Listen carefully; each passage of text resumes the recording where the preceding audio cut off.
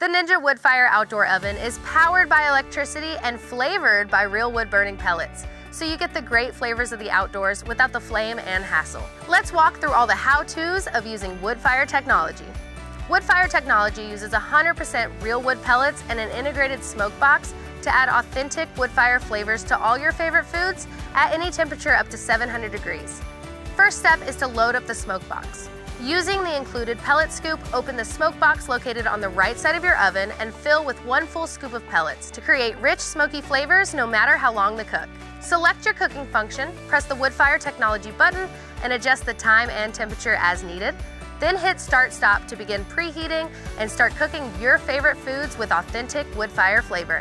If you are using the smoker function, then no need to press the Woodfire button as this is automatically turned on. If you're using any other function and you don't want to use woodfire flavor, simply don't press the button. To ensure the best woodfire flavors, let the unit and smoke box cool after every use, remove the smoke box and pour out all the ash. Dispose the ash into a bin or use in your garden as a great fertilizer. So check out ninjakitchen.com for more tips, tricks, and information.